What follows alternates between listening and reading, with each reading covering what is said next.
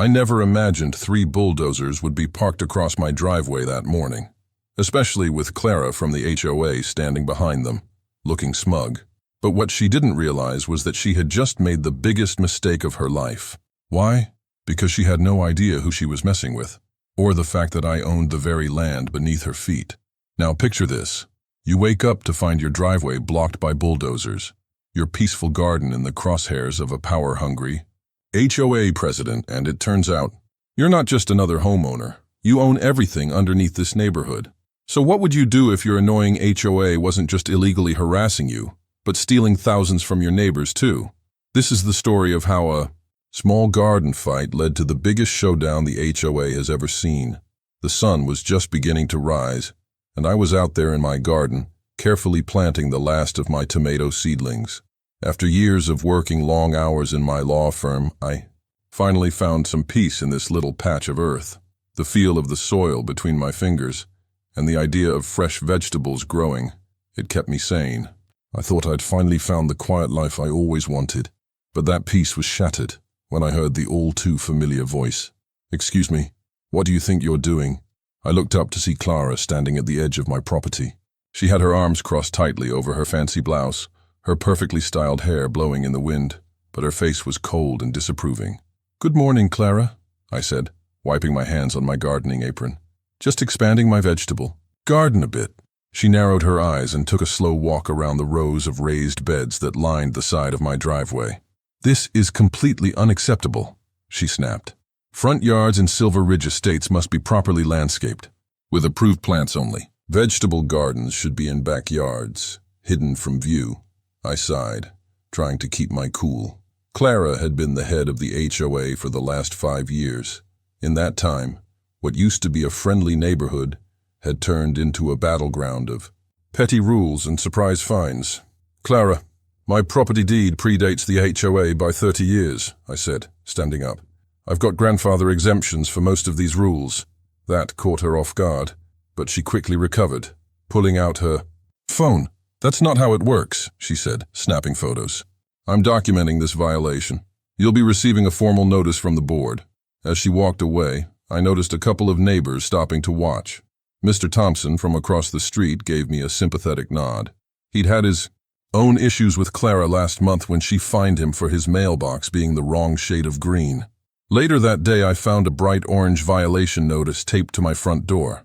It stated I was to pay a fine of $53 daily until the unapproved agricultural activity was removed from my yard. The hearing was scheduled for next week. I couldn't shake the feeling that Clara was targeting me personally. This wasn't just a random violation. Something about it felt different.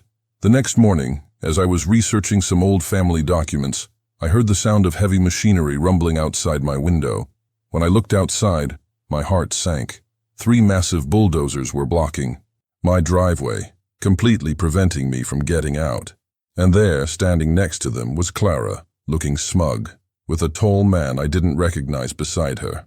The man was in a fancy suit, and a small crowd of neighbors had gathered on the sidewalk, watching with wide eyes. I grabbed my phone and the folder of HOA documents I'd been saving, ready to deal with whatever game Clara was playing. As I stepped out onto the porch, Clara's face lit up with a triumphant smile. "James Anderson," she called out loudly for everyone to hear. "The board had an emergency meeting last night. Your violations are so severe that immediate action has been authorized." The man beside her, Robert Taylor, who I later learned was the HOA's legal counsel, stepped forward. "These unauthorized structures," he said, gesturing to my garden beds, "are being removed under Section 8.3 of the bylaws, immediate remedy for public nuisance." I kept my calm. "Mr. Taylor," I said, my voice steady, "you might want to double-check your legal footing here. These aren't structures, they're temporary garden beds. And more importantly, you're about to make a very, very expensive mistake." His smile faltered slightly. "Your threats don't concern us, Mr. Anderson," Robert said coldly. "We have the full authority of the HOA covenant." Just then, a sleek black car pulled up to the curb. The neighbors parted as Sheriff Martinez stepped out, followed by a woman carrying what looked like official county records. "What's going on?" Clara asked, clearly confused. "This isn't just about a simple HOA matter, Nancy," I said, my voice cool as I smiled for the first time that morning. You've blocked my driveway, but you don't know whose land your bulldozers are parked on. Sheriff Martinez cleared his throat and spoke up. Ma'am, I'd suggest you listen carefully to what Miss Abernathy is about to explain. The woman, Miss Abernathy, was from the county clerk's office. She struggled with the weight of large property maps, but managed to spread them across the hood of the sheriff's car. These are the original survey maps from 1973, she said, pointing at the documents. And this is the property sale agreement between the Anderson family and Willow Creek Development Corporation. Clara pushed forward, her confidence beginning to waver. This is ridiculous. Whatever ancient paperwork you've dug up can't override our HOA authority. Sheriff Martinez cleared his throat. Ma'am, I'd suggest you listen carefully to what Miss Abernathy is about to explain. The county clerk, Miss Abernathy, adjusted her glasses and began speaking with authority. According to these records, when the Anderson family sold this land for development, they retained specific rights. First, the mineral rights beneath the entire 200-acre development, she said, tracing her finger along the map. Second, all utility easements running under the main roads. And third, most importantly, explicit exemptions from any future homeowners associations for the 5 properties they kept for family members. I stepped forward, pointing to my own house. And my house is one of those 5 properties. Robert Taylor, flustered, began frantically flipping through papers in his briefcase. That's impossible. The HOA covenant applies to all properties within the development. There's no mention of exemptions. Miss Abernathy smiled patiently. That's because your HOA was formed in 1995, Mr. Taylor. These agreements were registered with the county in 1973. Your covenant cannot override pre-existing legal arrangements. Clara's face turned an alarming shade of red. This is some kind of trick, Sheriff Martinez intervened, his voice calm but firm. Actually, according to county law, James can do whatever he wants with his property as long as it doesn't violate. County zoning regulations and vegetable gardens are perfectly legal in residential zones. The crowd of neighbors had grown larger now. I could see Mr. Jenkins pulling out his phone, reporting the situation. Mrs. Patel was translating the events for her elderly father. Clara, however, was still undeterred. This changes nothing. Proceed. With removal as planned, she ordered, turning back toward the bulldozer operators. The lead operator hesitated, shaking his head. Sorry, ma'am. I'm not risking my license on disputed property. Not without a court order. Clara's confidence cracked. I'll get a court order, she snapped. I leaned in closer, lowering my voice so only she and Robert could hear. There's something else you should know. Those bulldozers are parked on an easement that, according to these documents, belongs to me. I let the words hang in the air. That's trespassing. And since you brought them here with clear intent to damage my property, I think we both know what that means. Robert grabbed Clara's arm, whispering urgently in her ear. I could see her eyes widen with fear. Sheriff, I said calmly, I'd like to file a report for attempted property damage and trespassing. Sheriff Martinez nodded. We can take care of that right now. Clara exploded in frustration. This is outrageous. The HOA has governed this neighborhood for decades. You can't just suddenly claim special privileges. A frail voice came from the crowd. It's not sudden, Nancy. The crowd parted slightly. And Eleanor Ramos, the elderly woman who lived 3 doors down, made her way forward, leaning heavily on her cane. Her eyes were fierce. Some of us have known about the Anderson exemptions all along, she said firmly. The old board respected them. But when you took over, she turned to Clara. You've been ignoring the law. Clara glared at her. Stay out of this, Eleanor. Your Christmas decorations violation hearing is next week. Don't forget that. A gasp ran through the crowd. Eleanor smiled sweetly. Oh, I haven't forgotten anything, dear. In fact, my memory is quite excellent. I could see the tension rising as more neighbors stepped forward, realizing what had been happening for years. Clara and Robert had been abusing their power, issuing fines where they shouldn't have, bullying the residents into compliance.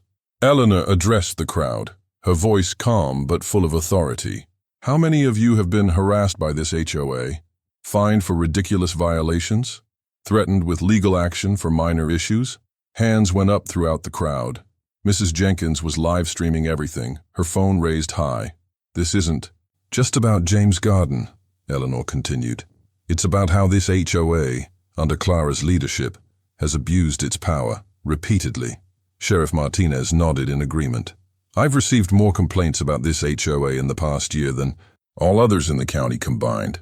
They've been ticketing guests' vehicles without warning, entering properties without permission, and threatening elderly residents with excessive fines. Clara shoved past Robert, her face twisted with anger. These allegations are completely false. We enforced the rules that everyone agreed to when they moved here. I stepped forward, my voice steady but firm. Except we didn't all agree, and you knew that, didn't you? The tension in the air was thick. The bulldozer operators, sensing the shift in power, had completely backed away from my driveway, wanting no part in this escalating situation. This isn't over, Clara hissed at me as the bulldozers began backing away from my driveway. Eleanor placed a gentle hand on my arm. James, dear, there's something important you should know. It's about the HOA financial records. I turned to Eleanor in surprise. What about them? She glanced around cautiously. Not here. Too many ears. Come by my house this evening. Bring those old property documents. I think we've only scratched the surface of what Clara has been up to. As Clara and Robert retreated to their waiting car, I noticed something I hadn't seen before, a glimmer of genuine fear in their eyes. They had been hiding something, and now they were realizing they had awakened something much more dangerous than a simple property dispute. The last bulldozer rumbled away, leaving my tomato plants untouched. Sheriff Martinez approached, his citation book in hand. Want to file that report now? I watched as Clara's car sped away in the distance. Absolutely. And Sheriff, you might want to contact the county prosecutor. I have a feeling this is going to involve more than just trespassing charges. Before we were done, Eleanor squeezed my hand. 7 tonight, she whispered. And James, bring a calculator. You'll need it when you see what I've found. The neighbors began to disperse, many of them stopping to examine my garden beds with new interest. Whatever Clara had intended, she had inadvertently turned my modest vegetable garden into a symbol of resistance. I had simply wanted to grow tomatoes in peace. Now, I was about to uncover something that would change our entire community forever. Felt my blood rush to my face as the bulldozer engines roared in front of my house. My neighbors peered through their curtains, watching the drama unfold. I needed to act fast. With shaking hands, I called the one person who could help me write. Now, County Clerk's office. This is Martha speaking. Martha, it's James Anderson. Remember those old land deeds we discussed last month? I need them at my house immediately. It's an emergency. Nancy strutted around my front yard like she owned it, pointing at my garden beds and gesturing wildly to the bulldozer operators. Robert, the tall man in the suit, kept nodding and checking something on his clipboard. You have exactly 30 minutes to say goodbye to your little farm, Nancy called out, her voice dripping with fake sweetness. Maybe next time you'll learn to follow the rules like everyone else. I stood my ground, my voice calm. I suggest you don't touch anything until Martha arrives. Nancy snapped. Who's Martha? You'll see. The next 20 minutes were excruciating. Neighbors began to gather across the street, whispering among themselves. Some looked sympathetic. Others seemed to enjoy the spectacle. I noticed Mrs. Jenkins filming everything on her phone. Martha's county vehicle pulled up exactly 27 minutes later. She wasn't alone. She'd brought the entire property records team and 4 huge boxes of documents. Nancy's smug expression wavered. What's all this? Robert asked, stepping forward, hand extended. I'm Robert Taylor, HOA legal counsel, he said. Martha ignored his hand. Martha Gonzalez, county clerk. I understand there's a property dispute occurring on historically significant land. I couldn't help but smile as Martha and I spread the yellowed maps and documents across the hood of my car. The oldest one dated back to 1887, my great-great-grandfather's original land purchase. Miss Williams, adjusting her glasses, said, Are you familiar with the Anderson Land Trust, established in 1923? Nancy crossed her arms. This is ridiculous. We have HOA bylaws that clearly state the bylaws don't override county law, Martha interrupted, or state law for that matter. I pointed to a specific paragraph on one of the newer documents. This is the land sale contract from 1978 when my grandfather sold the parcels that became Willow Creek Estates. See this clause right here? Robert snatched the paper from my hand, his eyes widening as he read it. It clearly stated that while the surface land was sold for development, The Anderson family retained all mineral rights and utility easements. Martha continued, explaining further. Additionally, the original homestead, Mr. Anderson's current property, is exempt from any future neighborhood covenants. Nancy sputtered, her face turning an alarming shade of red. That's impossible. I took a deep breath before continuing. Remember that special infrastructure fee everyone in Willow Creek pays to the county each year? That money goes to my family trust as payment for using the utility easements we still legally own. The bulldozer operators exchanged nervous glances. One of them turned off his engine. Those bulldozers, I said, pointing to the massive machines, blocking my driveway, are currently parked directly above my legal utility easement. That's trespassing on my property. Nancy lunged toward the documents. Let me see that. At that moment, a police cruiser pulled up with flashing lights. Sheriff Martinez stepped out, looking grim. He nodded to me before turning to Nancy. Miss Williams, he said, his voice calm. I've received reports of attempted property destruction and trespassing at this address. This is HOA business, Nancy hissed. Actually, Sheriff Martinez replied, pulling out his citation book. When Mr. Anderson's grandfather sold this land, he included a special provision that all disputes would fall under county jurisdiction, not private HOA arbitration. Robert turned pale as he checked his watch. Nancy, we need to stop this now. But Nancy was still in denial. It can't be true, she shouted. A sheriff calmly spoke. This goes beyond HOA issues. This is fraud. I stood up straight. My decision, made. I'm calling an emergency neighborhood meeting tonight. 3 hours later, I stood in our crowded clubhouse. People were sitting in chairs, standing against the walls, and even crowded by the windows outside, all eager to hear what was going on. I connected my laptop to the big screen on the wall, showing the evidence page by page. These people we trusted to run our community have stolen over $300,000, I said, my voice steady despite my racing heart. Money that was supposed to fix our pool, our roads, our playground. Gasps filled the room as I revealed where the money had gone. When I showed the plan to push out elderly neighbors, angry shouts erupted. Where are Nancy and Robert now? Someone called out. They were invited to this meeting but chose not to come, I replied. Their absence speaks volumes. Mr. Jenkins, a retired judge who lived on the corner, stood up. I move that we vote immediately to remove the entire board and elect temporary leaders until we can hold proper elections. The vote was unanimous. 76 hands raised to dissolve the current HOA board as neighbors lined up to sign the legal documents I'd prepared. My phone buzzed in my pocket. The screen showed Nancy's name. I stepped outside to take the call.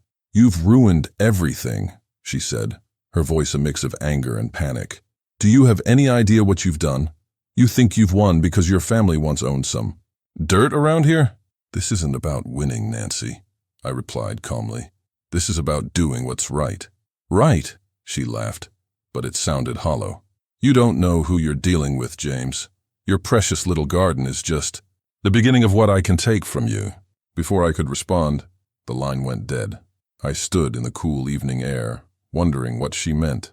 What could she possibly do now that the whole neighborhood knew the truth? Back inside, people were already forming committees, one to audit all HOA finances, another to review and simplify the community rules.